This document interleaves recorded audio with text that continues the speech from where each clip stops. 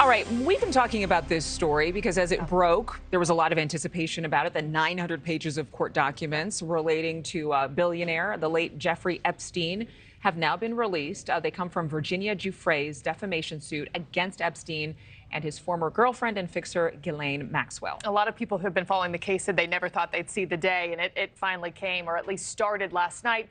The names mentioned are a who's who of the rich and powerful in America. And to be clear here, not everybody is implicated in any wrongdoing. Their names could have simply come in random conversation, even a court question. It's innocuous at this point. We just know the names now. That's the big caveat you have to say off the top. But we want to bring in Rina Shah, Bardella, and Denise Gitsham to get their reaction to some of the names in these documents. Rina, let me just start with you. We've actually had a couple of guests on this morning, experts who said they thought last night's list was kind of underwhelming. You know, no big shockers here.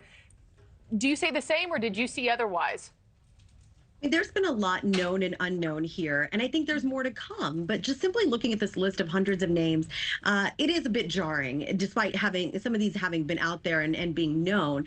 I think a lot about how we can dismantle a lot of the archaic power structures in this country, and essentially about rooting out evil in our society. And I think you start by holding the rich and powerful accountable. Now, of course, these people have not committed crimes. I mean, these are just names on a list of people who palled around with Jeffrey Epstein, an evil man. So if there's been any crime committed, it is people palling around with him.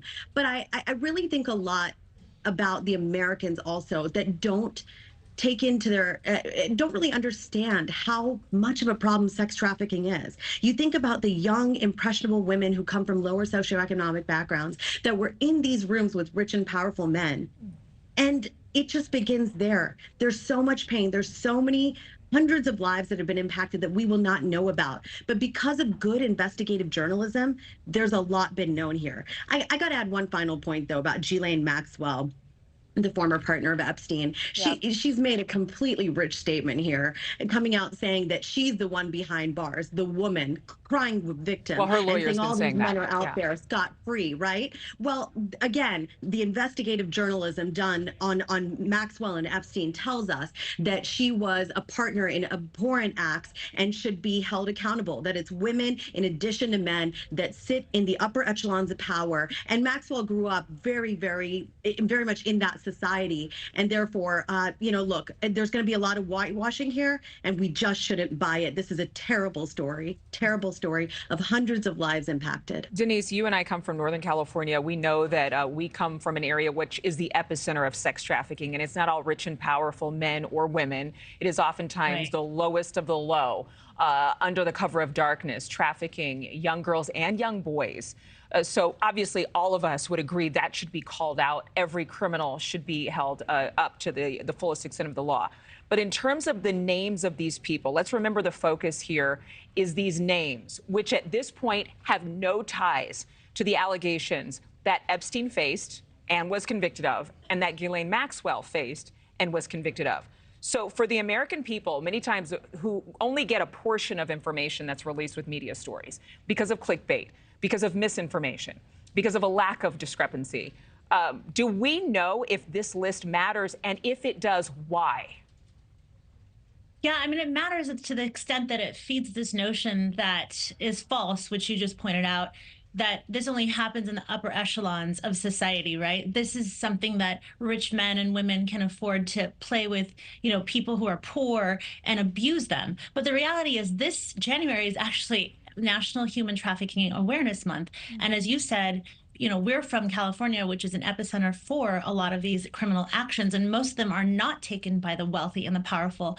So, you know, my hope is that rather than focus solely on the salacious gossip of who did and didn't make Epstein's naughty list, which shockingly, you know, there's more names on there than I ever thought we'd ever see, and both men and women, that we're going to focus on the human rights travesty that affects 27 million modern day slaves. Sex trafficking is a $150 billion a year criminal industry, 50% of whom are children and 80% of whom are women and girls averaging 12 to 14 years old. I mean, this is the real travesty. And in looking at all the things that we can throw as much mud as we want to at the people that we're disappointed in seeing on that list, I think that if we take our eyes off the ball, which is really solving the problem at hand, then we're really missing the bigger story. And again, we don't know if anyone beginning. on that list has any connection to these horrific, horrific crimes. We have to say it over and over again because there are inner workings to legal proceedings that most people don't understand, and this is a part of this. Yeah, let's get to this next topic. A new op-ed in the New York Post, speaking of power plays, right? It claims that some Democrats are trying to purge Republicans from ballots nationwide because of their roles in the January 6th violence at the Capitol, calling these ballot challenges, not the challenge to the election results themselves, unconstitutional. Kurt, let's get your take on this. This liberal activist decided to go against this Pennsylvania lawmaker, and it became an op-ed piece in the New York Post. You can do the research yourself as to the ins and outs of it. But is it too early to say that this is some type of trend that Democrats are calling Republicans they don't agree with insurrectionists, and this is the new way to cancel people? Yeah, I think that this is an example where, here we go, Democrats might be taking a winning hand a little bit too far. I think most people in this country agree January 6th was a terrible day. January 6th was a dark day in American history. We'll leave it at that. It's one thing about Donald Trump, at the time President of the United States, and scrutinizing his actions or lack thereof on that day, fine. But once you get to the point where you're just trying to go after people and remove them from ballots because you don't like what they say or what they think, listen, we live in a country where you are allowed to believe and espouse whatever nonsense, frankly, you want to believe or espouse. That's why we have the First Amendment in the first place. I don't think that we should be getting into the practice of taking people off of ballots and taking decisions out of the hands of voters. If someone wants to run for office, you are welcome to take out all the advertising you want to point out the things that you think are dangerous about their rhetoric, that you disagree with about their positions. That's fine. That's why we have this process. But once you start disqualifying people before the voters have had a chance to weigh in, I think that's a slippery slope that opens up a door that could quickly backfire and be turned around on you, just as we're seeing right now. Republicans in Congress used a tool of impeachment against the Democrat president without really having grounds for what we would call high crimes and misdemeanors. But because they believe that the Democrats overreached with the impeachments of Donald Trump, the two of them, they're now doing the same thing here. That could easily happen with these court cases. Republicans start doing the same thing to Democrats if they disagree with them. Yeah, a lot of people referring to this as ballot cleansing. I mean, Rina, your thoughts on the ballot cleansing, and also, do you think this is going to backfire on Democrats and also state leaders like Shenna Bellows, of Maine, who's now really kind of become the face of this movement in this moment? Is this going to backfire on Democrats? I think back to the first impeachment of former President Donald Trump. And of course, in this era of politics we live in, things can backfire, and they will.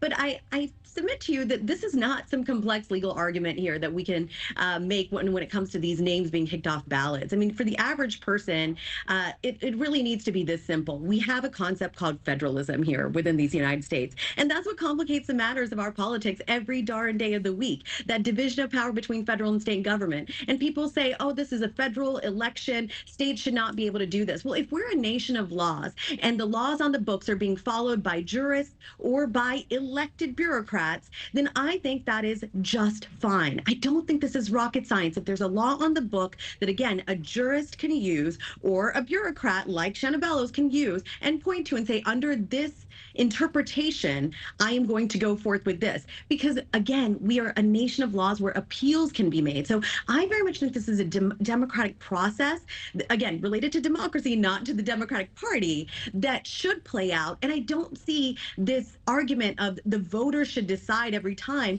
carrying much weight when we have laws on the books that exclude certain people. So if Scott Perry is seen to be an insurrectionist under certain state laws, then that state should have the right to do what it needs to do, and it can be fought out at the federal level, decided by the highest court in the land. Yeah, Rina Shah, we hear you loud and clear.